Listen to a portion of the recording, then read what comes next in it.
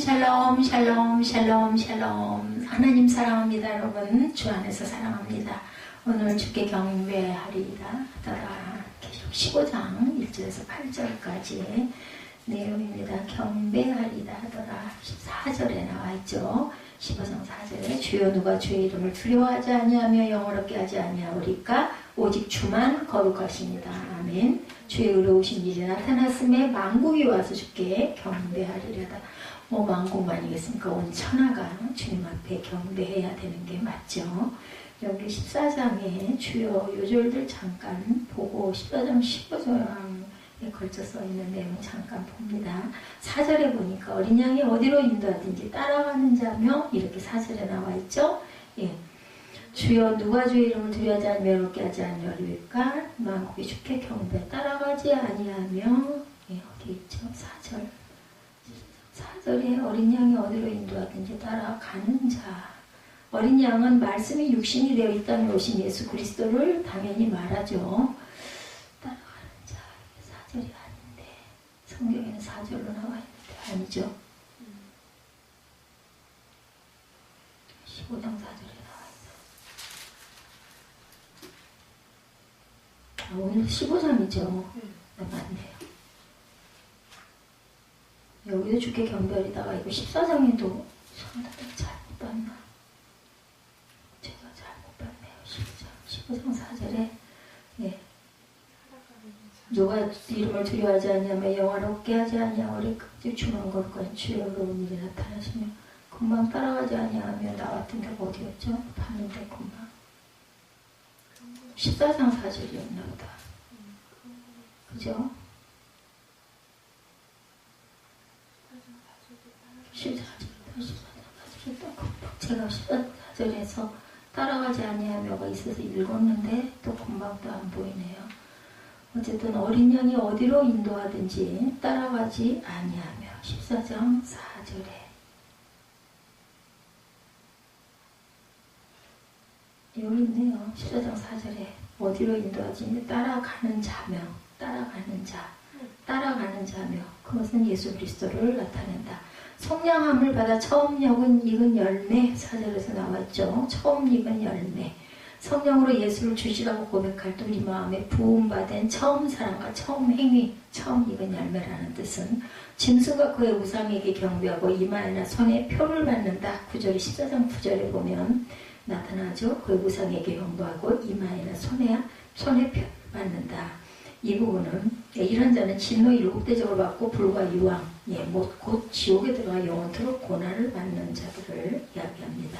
성도들의 인내에 대해서 14장 12절에 지난주에 잠깐 하긴 했지만 한번 다시 읽었죠. 성도들의 인내가 있다. 12절에 누가복음 21장 14절에서 19절에 너의 인내로 너의 영혼을 얻으리라.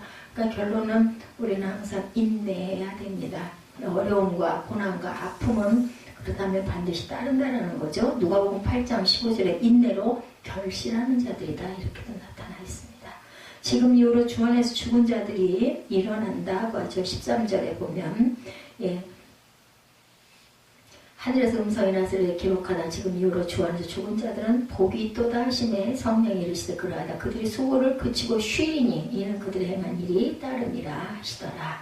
이 부분 보면 예. 뭐라 그래요? 13절에도 그러다 수고하고 그치고 했던 일이 따라갑니다. 13절에 보면 예, 요한 1서 3장 24절에도 요한복음 15장 10절에도 말씀합니다. 내가 아버지의 계명을 지켜 그의 사랑 안에 거하는 것 같이 너희도 내 계명을 지키면 내 사랑 안에 거할 것이고 그의 계명을 지키는 자는 주 안에 거하고 주는 그의 안에 당연히 거한다. 흰 구름이 있고 구름 위에 인자와 같은 이가 앉았다. 14절에 증거하죠. 14장 14절에 계시록 1장 7절에 볼지어다 그가 구름을 타고 오시리라. 각 사람이 눈이 그를 보겠고 그를 찌른 자들도 볼 것이다 라고 이야기합니다. 예, 낫을 휘둘러 거두셔서 곡식이 거두어지니다. 15, 16절에 증거하죠. 주께서는 그 천사들을 보내 알곡을 모아 곡간에 드리는 일 그리고 예, 짐승과 그의 우상과 그의 이름의 수를 이기고 벗어난 자들 15장 2절에 증거하는 부분이 있습니다. 이것은 네. 42달 환란의 때에 주 이름을 부인하지 않고 끝까지 시인하는 자들을 얘기합니다. 그래서 계시록 13장 14절에서 18절에 칼에 상하였다가 살아난 짐승을 위하여 우상을 만들라. 짐승의 우상에게 경배하지 아니하는 자는 몇이든지 다 죽이게 하더라. 누구든지 이 표를 가진 자 외에는 매매를 못하게 한 이 표는 곧 짐승의 이름이나 그 이름의 수라. 여기에다 굴복하지 않으려면 결국은 뭐밖에 없다? 순교밖에 없다라는 거지. 살 수가 없잖아요. 그 표를 받지 않으면 아무것도 할 수가 없기 때문에 이런 시대가 분명히 올 것이다. 요한계시록이 말하는 교회 부분 우리가 좀 잠깐 봅니다. 교회는 에클레시아라고 얘기하죠. 예, 뭐라 그래요? 건물이기도 하지만 그것은 그냥 건물로 고치는 게 아니죠. 어떤 교파, 교단의 지교회를 가리키는 말일 수도 있지만 원어적 정의가 에클레시아, 무슨 뜻? 불러냄을 받은 사람들의 무슨 모임이라고 합니다. 에클레시아는 세상에 하나님의 백성을 하나님이 예배하기 위하여 하나님께서 부른 자, 선택한 자, 택정한 자, 그런 모인 사람들의 모임이 있는 곳이 바로 교회입니다. 건물은 절대 아니죠. 좀 더 구체적으로 말하면 그리스도 안에서 예배하고 성경을 공부하고 기도하고 또 거룩한 예식을 지키기 위해 모일 뿐 아니라 세상으로 나가 예수의 증인이 되는 사람들의 모임이 바로 교회입니다. 그런가 하면 신앙 고백과 교리와 직분과 조직, 구제와 선교 등 눈으로 식별될 수 있는 요소로 갖춘 교회를 가시적인 교회다. 신구약 시대를 다 포함하고 시대와 지역을 달리하지만 예수 그리스도를 믿어 구원하는 모든 하나님의 백성을 포함하여 불가시적인 교회다. 그러니까 모든 온 인류 세계 안에 있는 하나님을 백성들을 모두 다 포함해서는 불가시적인 교회다. 가시적인 교회라는 것은 뭐 조직, 직분, 구제, 선교 이런 단체들을 가시적인 교회다. 눈에 보이는 교회고 안 보이는 교회는 모든 인류 안에 예수를 믿는 모든 하나님의 자녀들을 불가시적 몇 명일지 알 수가 없습니다. 이러한 교회론이 구약과 신약의 교회론이 각각 다르고 각 성경마다 조금씩 다르게 표현되어 있어서 교회론의 스펙트럼은 넓고 다양하게 하고 있지만 어쨌든 하나님을 믿고 예수를 믿는 사람들의 모임이 에클레시아 그리고 그 안에는 가시적 불가시적인 교회가 존재한다. 그렇다면 요한계시록이 말하는 교회론은 어떠한 것일까? 오늘 본문의 새로운 교회의 개념을 말하는 것을 우리가 보게 됩니다. 최후의 승리 그리고 교회에 대해서 15장부터 교회 요한계시록의 종반을 달려가고 있습니다. 이제 계시록에 기록된 세상을 향한 하나님의 심판은 세 단계로 나눠져 있는데 7인과 7나팔과 7대접 그저 마지막 종말입니다. 마지막 단계 심판 7번째 인 그 안에 모아서 7번째 인 안에 7나팔의 심판이 포함되어 있습니다. 7번째 나팔 재앙의 7대접의 심판이 또한 들어있죠. 즉 7나팔과 7대접의 재앙은 모든 7번째 인 재앙 안에 들어가 있다. 인 재앙 안에 7대접과 7나팔이 들어있다라는 거죠. 그리고 마지막 재앙은 7번째 인이 떼지면서 7번째 나팔이 불려지고 동시에 7대접의 재앙이 벌어진다. 대접이 전부 다 깨지고 그 안에서 모든 것들이 쏟아져 나오죠. 15장으로 돌아오면 요한계시록의 종반 부분의 시작인 15장은 모든 악을 없앤다 하고 예고합니다. 16장부터 19장까지는 악을 소탕하기 위한 실행 처음에는 예고, 15장은 예고, 그리고 16장부터 19장까지는 실행합니다. 그리고 20장부터 22장까지는 하나님 나라의 완성을 예언하고 있는 모습을 우리가 볼 수가 있습니다. 7대접재앙은 마지막 재앙이라는 말, 그리고 하나님의 진노는 이것으로 끝이 난다라는 거예요. 7대접이 쏟아지고 나면. 그렇다면 7번째 나팔은 또 언제 불려질 것인가? 나팔과 대접이 있는데 11장 15절로 올라가 봅니다. 11장 15절에 보면 찾아서 한번 같이 보죠. 11장 15절 7째 천사가 나팔을 불매 하늘에 큰 음성들이 나서 이르되 세상 나라가 우리 주와 그의 주의 그리스도의 나라가 되어 그가 세세토록 왕노릇하시리로다. 이 부분 우리 11장에서 이번 보았죠. 세상 나라가 그리스도의 나라가 되면 모든 것이 이제는 끝난다라는 뜻입니다. 그리고 세상 나라가 그리스도의 나라로 변하는 결정적인 단계의 심판이 바로 7번째 나팔 속에 포함된 일곱 대접의 심판이다. 15장 1절에 보면 15장 1절 오늘 본문이죠. 또 하늘에 크고 이상한 다른 이적을 보매 일곱째 천사가 일곱 재앙을 가졌으니 마지막 재앙이라 하나님의 진노가 이것으로 마치리로다. 자, 뭐라 그래요? 일곱째 천사가 뭘 가졌다? 일곱 재앙을 가졌다. 마지막 재앙이라 하나님의 진노가 이것으로 끝이 난다. 그리고 16장 1절에 보면 또 내가 들으니 성전에서 큰 음성이 나서 일곱 천사에 말하되 너희는 가서 하나님의 진노 일곱 대접을 땅에 쏟으라 하더라. 이렇게 되어 있어요. 그죠? 2절부터 첫째, 둘째 하면서 하나님의 진노의 대접이 쏟아지는 하나님의 반역한 이 세상을 심판하는 내용이 나옵니다. 이제 일곱 대접이 차례차례 쏟아지는 거예요. 일곱 개가 다 쏟아지면 끝입니다. 17절을 보면 16장 17절을 보면 일곱째 천사가 그 대접을 공중에 쏟음에 큰 음성이 성전에서 보좌로부터 나서 이르되 되었다 하시니 사탄이 권세를 잡고 있는 공중의 대접을 쏟은 것은 사탄이 결정적인 타격이 가해짐을 뜻하고 있는데 베드로후서 3장 10절에 증거합니다. 주의 날이 도둑같이 오리니 그날에는 하늘이 큰 소리로 떠나가고 물질이 뜨거운 불에 풀어지고 땅과 그 중에 있는 모든 일이 드러나리로다. 이렇게 된다라는 겁니다. 마지막 일곱째 대접이 쏟아지고 나면 또 되었다는 말은 하나님의 최종적이고 완전한 진노를 나타내고 이것은 인간 역사의 종말을 선언하는 말이다. 그런데 일곱 번째 대접이 쏟아지기 직전에 여섯 번째 대접이 쏟아지는 장면에서 어떤 사건이 하나 일어납니다. 16장 12절에 보면 또 여섯째 천사가 그 대접을 큰 강 유브라데에 쏟음에 강물이 말라서 동방에서 오는 왕들의 길이 예비되었다. 강이 말라가지고 사람들의 통로가 되는 그런 땅으로 왕들이 가는 길이 예비가 되었다. 그들은 귀신의 영이라 이적을 행하여 온 천하 왕들에게 가서 하나님 곧 전능하신 이의 큰 나라에 있을 전쟁을 위하여 그들을 모으더라. 16장 14절에 이렇게 증거되어 있어요. 16장 12절부터 14절까지 내용이죠. 새 영이 히브리어로 아마겟돈이라는 것으로 왕들을 모았다. 16절에 그렇게 증거합니다. 16장 16절에 새 영이 히브리어로 아마겟돈이라는 것으로 왕들을 모으더라. 여섯 번째 대접이 쏟아질 때 인류 최후의 전쟁이 일어난다는 뜻을 갖고 있습니다. 16장 16절의 말은 이것을 무슨 전쟁? 아마겟돈 전쟁만 들어보셨을 거예요. 그런 다음 하나님의 심판은 막이 내려집니다. 오늘 본문이 마지막 재앙이 시작되었음을 선포하는 내용이라는 거예요. 이런 내용이 그대로 16장에 가면 이루어진다는 뜻입니다. 1절에서 4절 봅니다. 승리의 공동체, 노래하는 공동체에 대해서 말하죠. 1절 하늘에 크고 이상한 다른 이적을 보며 천사가 일곱 재앙을 가졌으니 곧 마지막 재앙이라 하나님의 진노가 이것으로 마치리로다. 사도 요한은 12장에서 태양옷을 입은 여인의 환상을 보죠. 또 붉은 용의 환상도 보았습니다. 12장에 보면. 그리고 하늘과 땅과 바다에서 벌어지는 무수한 환상들을 사도 요한은 봅니다. 그런 거가 이제 거의 마지막 단계 환상에 해당하는 것을 하나님의 심판을 종결짓는 것을 뜻하는 일곱 재앙을 가진 일곱 천사를 지금 보고 있는 겁니다. 하늘에 일곱 가지 재앙을 가진 일곱 천사가 날아다니고 있어요. 2절에 보면. 그리고 또 불 섞인 유리바다 같은 것도 봅니다.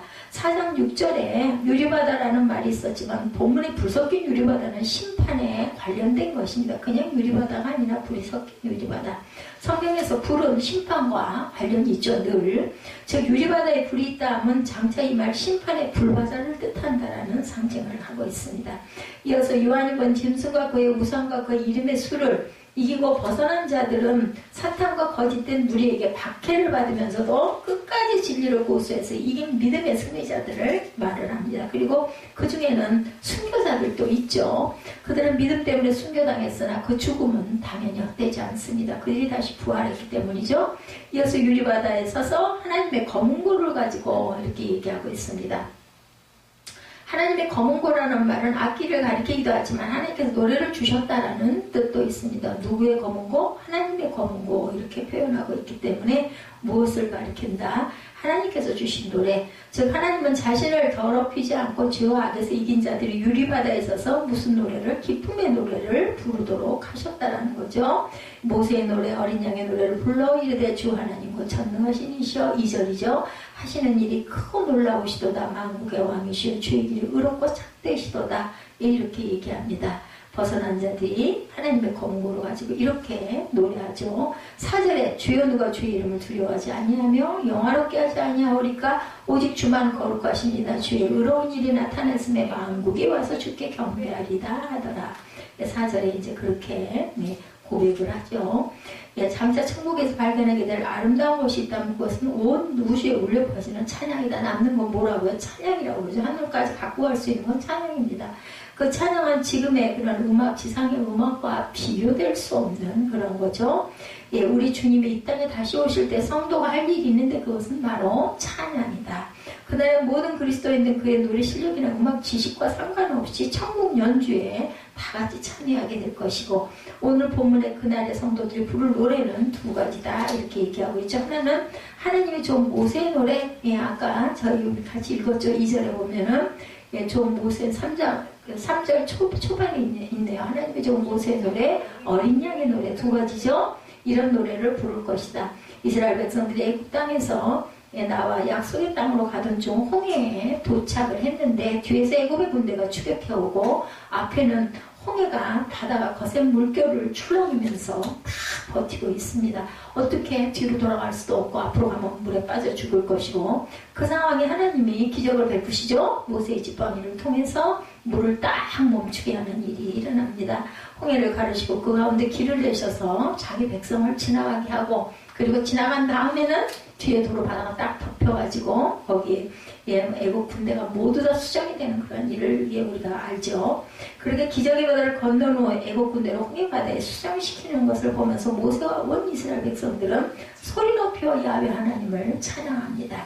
그리고 그날 부른 노래는 그날을 기념하고 하나님을 찬양하기 위해 고대 회당에서는 안식일 때 예배 때마다 이 노래가 불러진다고 합니다. 바로 그 노래를 무슨 노래라? 하나님의 종 모세의 노래다 이렇게 얘기하고 이름 붙여서 부르고 있습니다.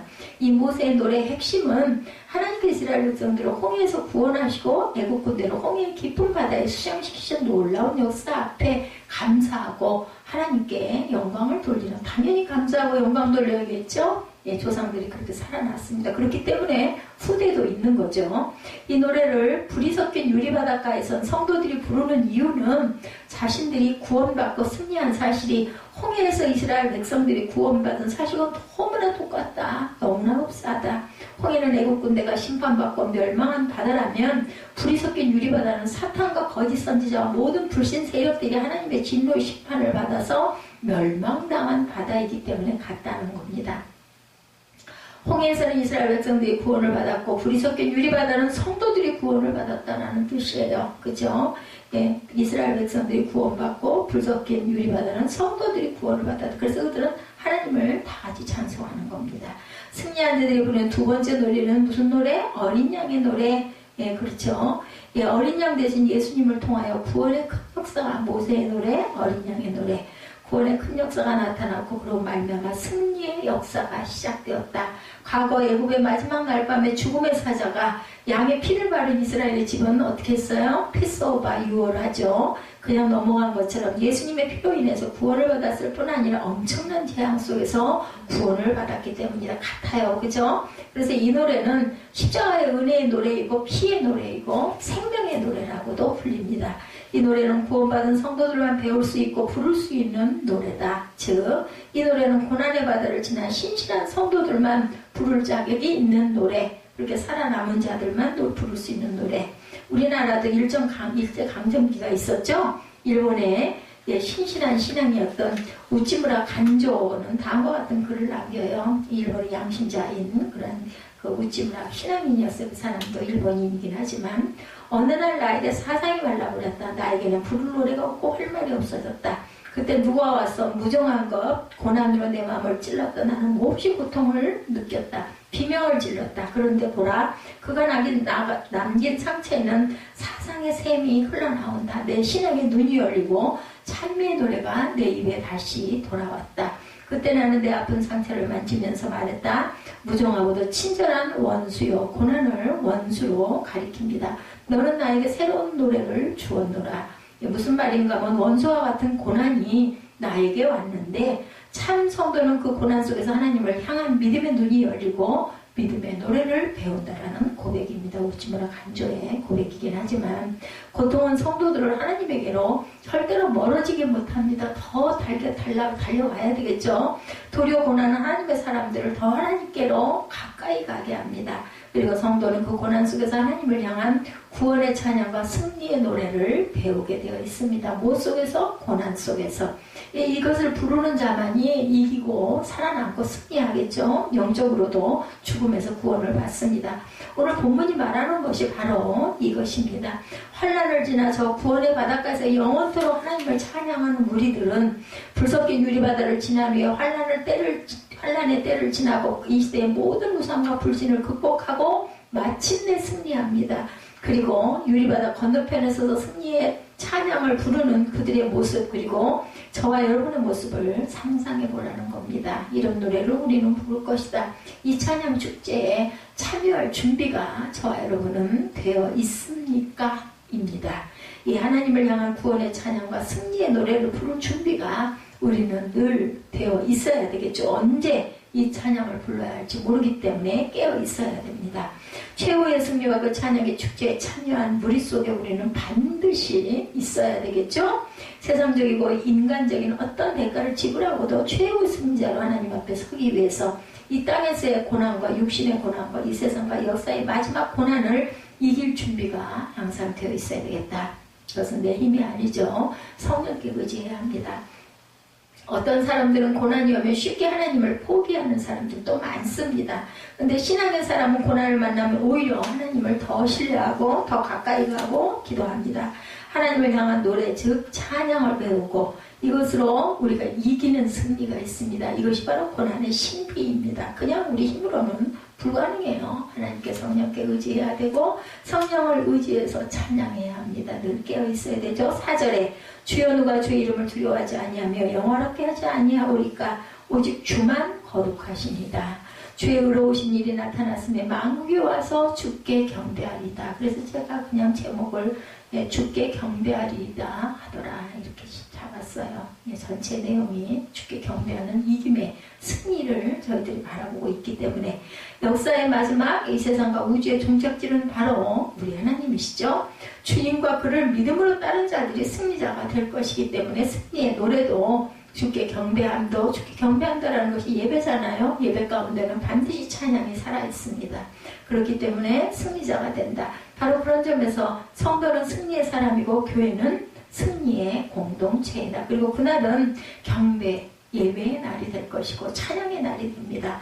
우상에게 절하고 세상과 육신을 따르는 자들이 모두 심판의 불에 던져지고 살아남은 자들은 오직 주님께만 당연히 예배하고 경배할 것이다. 그리고 그 예배는 찬양의 예배가 될 것이다. 찬양과 경배입니다. 그래서 굉장히 중요하다는 거예요. 말씀도 중요하지만 찬양과 경배는 정말 중요합니다.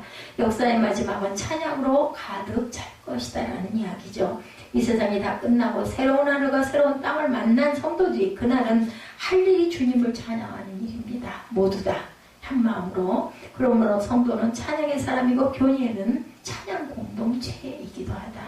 그래서 그 송다인 목사님 경배와 찬양 교회가 그런 의미를 갖고 있는 것 같아요. 설교를 하면서 계시록에 말하는 교회론, 우리 처음에 초기에 제가 초반에 말씀드렸죠. 교회론이 있는데 그 교회는 어떤 교회? 에클레시아, 부름을 받은 사람들이 모인 공동체, 이것을 에클레시아라고 얘기하죠. 승리할 공동체이고 승리의 찬가를 부를 공동체라. 마지막 심판에서 제외된 공동체에 대해서 5절에서 8절에 증거돼서 나타나 있습니다. 이렇게 승리해서 찬양하는 무리들과는 달리 항상 보면은 그죠? 반대 실패한 사람들 있죠? 다른 한 사경을 본문에 기록되어 있습니다. 그것은 하늘의 증거 장막에 성전이 열렸다. 5절에 보면 15장 5절 볼까요? 이 이루에 내가 보니 하늘의 증거 장막에 성전이 열리며 6절에 7 재앙을 가진 7 천사가 성전으로부터 나와 맑고 빛난 세마포옷을 입고 가슴에 금띠를 띠고 네 생물 중에 하나가 영원토록 살아계신 하나님의 진노를 가득히 담은 금대접 7을 그 7 천사들에게 주니 하나님의 영광과 능력으로 말미암아 성전에 연기가 가득 차며 7 천사가 7 재앙이 마치기까지는 성전에 능히 들어갈 자가 없더라. 그 재앙이 끝나야 성전에 들어갈 수가 있다라는 거죠. 하늘의 증거 장막에 성전이 열리는 사건이 일어납니다. 하늘의 증거 장막은 이스라엘 백성들이 광야 생활을 할 때 하나님의 법궤를 모시던 성막을 말합니다. 그리고 성전이 열렸다라는 말은 하나님의 법궤를 든 지성소가 열렸다라는 뜻이에요. 맨 안에 있는 지성소가 열렸다. 이것은 법궤를 공개한다는 말이기도 하고 하나님께서 자기 백성과 맺은 언약을 실행한다라는 뜻이기도 합니다. 하나님께서 모든 약속의 말씀, 모든 비밀의 말씀을 성취하신다라는 뜻입니다. 마지막이죠. 더 이상의 감춰진 비밀도 없고 더 이상 성취가 덜 된 것도 없고 완전히 성취될 때가 왔다라는 뜻이기도 합니다. 이 환상에 보면 7재앙을 가진 7천사가 6절이죠. 성전으로부터 나왔는데 16장 이하의 재앙을 실행한 천사들입니다. 16장 이하에서 하나님으로부터 심판권을 받아서 행하게 될 것이다. 또 그들이 하늘 보좌에서 나왔다는 것은 그들이 행할 심판이 성도의 기도에 대한 응답이라는 뜻이기도 합니다. 하나님께서 눈물과 피로 얼룩진 성도들의 기도를 들으시고 이제 때가 되어서 천사들을 통하여 마지막 심판을 인지하신다. 그리고 그들이 맑고 빛난 세마포를 입고 가슴에 아까 읽었죠. 우리 함께 가슴에 금띠를 띈 것은 구약시대의 왕적인 직분과 제사장적인 직분을 상징하는 것이죠. 그들이 하나님의 주권과 뜻을 대리하고 있다는 뜻이기도 합니다. 7절에 내 생물 중에 하나가 영원토록 살아계신 하나님의 진노를 가득히 담은 금대접 7을 그 7 천사들이 주었다라고 얘기하죠. 하나님의 진노는 단순한 진노가 아닙니다. 십자가의 아들을 죽이기까지 죄인들을 사랑하셨고 수많은 순교자들을 희생시키시면까지 복음을 증거하셨고 주님의 재림하실 때까지 참고 기다리셨는데도 인생들이 끝까지 불순종하고 폐역하기 때문에 나타내시는 진노이다. 8절에 하나님의 영광과 능력으로 말미암아 성전에 연기가 가득 차네 이렇게 나타나 있죠. 여기서 연기는 구약에서 하나님의 임재를 뜻하죠. 연기가 나면은 하나님이 임재하신 모습입니다. 즉 7재앙으로 악을 완전히 심판하기 위해서 하나님께서 임재하셨다는 뜻입니다. 4절에 8장 4절에도 성전의 연기는 성도의 기도를 뜻한다고 우리가 그때 성경에서 봤습니다. 성도의 기도가 찰 때로 다 찬 때라는 뜻입니다. 나아가 이것은 불의하고 폐역한 인생들의 죄악이 가득 찼다라는 뜻이기도 합니다. 인생들의 죄악이 하늘에 사무칠 만큼 가득 찼기 때문에 하나님의 진노도 그만큼 가득 찼다. 그리고 내 생물 중에 하나가 영원토록 살아계신 하나님의 진노를 가득히 담은 금대접 7을 7 천사들에게 주었다라는 말은 최종의 심판을 하실 권한을 소유하신 진노의 하나님을 대신해서 내 생물 중 하나가 그것을 7 천사에게 건너주었다는 뜻을 갖고 있습니다. 내 생물은 이 세상과 저 세상에서 가장 힘세고 용감하고 영리하고 빠른 존재들로서 하나님을 보좌하는 존재들이고 그들의 성도의 기도가 담겼던 금대접에 하나님의 진노를 담아서 7 천사에게 주었다라는 말은 성도의 기도에 대한 응답으로 사탄과 우상 숭배자를 제거할 준비가 갖추어졌다라는 뜻이기도 합니다. 마지막 8절에 7 천사 7 재앙이 마치기까지는 성전에 능히 들어갈 자가 없더라 이렇게 말합니다. 7 재앙의 심판이 마치기까지 성전까지도 잠시 닫힌다라는 이야기예요. 끝날 때까지는. 이것은 하나님을 우상 숭배자에게 진노하시고 그리고 세상과 육신을 따르는 자들에게 진노하시고 회개하지 않는 자들에게 진노하신다. 그 진노는 7 대접 재앙이 끝나기 전까지는 어느 누구도 막을 수가 없다. 바로 이것이 마지막 재앙 7 대접의 재앙이 얼마나 무서운 재앙인지를 나타냅니다. 이 무섭고 끔찍한 심판에도 성도들은 제외가 됩니다. 그들은 이미 승리의 동산에 서 있기 때문이죠. 여기서 우리가 알아야 될 것, 하나님께서 왜 요한계시록에 인재앙, 나팔재앙, 대접재앙 등 비슷한 말씀을 반복하시는 그 이유가 뭘까? 의아심이 일어날 수 있습니다. 하나님은 7개로 3번 반복된 재앙을 통해서 하나님과 복음을 거역한 자들이 얼마나 혹독한 심판을 받는지를 말씀하시기 위함입니다. 그 이유는 그 이후의 지옥이 7번씩 3번 반복된 재앙보다 훨씬 더 처참하다. 7번씩 3번이면 21번 아닌가요? 그죠? 그 아주 솔직히 심하다. 7이 완전 숫자죠? 3도 완전 숫자입니다. 그래서 이렇게 표현했어요. 이렇게 지독하다는 거죠. 세상 모든 사람이 회개해도 하나도 지옥에 가지 않기를 하나님께서는 바라십니다. 모든 사람들이. 그런데 지옥은 정말 무서운 곳이죠. 예, 상상만 해도 그래서 보면은 환상적인 그런 지옥의 모습이 많이 나타나요. 영상에도 보면. 하나님은 그 영원한 고통을 아시기 때문에 한 사람도 어떤 자도 그곳에 가기를 원하지 않으신다라는 것. 그러므로 그날이 이르기 전에 한 사람이라도 건지기 위해서 복음을 전하여 재난 대피 방송을 하는 저와 여러분들이 뭐예요? 뭐하라고? 전도하라는 거죠. 예수 믿으라고, 구원 받으라고, 승리의 찬가를 부르는 공동체가 되어야 된다라는 겁니다. 요한계시록으로 묵상하면서 가장 많이 하는 일은 찬송이죠. 찬송에 대한 이야기 굉장히 많이 합니다. 지금도 살아계시고 하나님 보좌 우편에서 우리 위해 일하시는 예수님, 장차 하늘 보좌가 심판과 재판석으로 바뀔 때 그 일을 주도하시는 그러한 주님, 그리고 세상에 다시 오셔서 심판을 완수하시고 새로운 하늘과 땅을 보여주실 주님을 생각하는 우리는 찬양하지 않을 수가 없어요. 감사하지 않을 수가 없죠. 한번 생각해보세요. 얼마나 신바람이 날까요? 구원받지 못한 자들은 얼마나 안타까울까요? 그죠? 무엇보다 오늘을 이기게 하시고 영원한 승리를 주실 주님을 생각하면 우리는 찬양을 정말 목이 터져라고 불러도 부족할 것 같습니다. 저와 우리 여러분들이 아셔야 할 것은 우리 모두는 장차 주님 다시 오실 날 연합 찬양대에 소속돼서 찬양을 부를 것이라는 사실이죠. 천국의 유리바닷가에서 세대와 지역을 넘어선 모든 성도들과 함께 승리의 찬가, 죽은 자도 일어나고 거기는 남녀노소가 없습니다. 그죠? 모든 성도들, 죽은 자도 다시 일어나고 그리고 살아있는 자들도 부활하여서 함께 찬양을 할 것이다.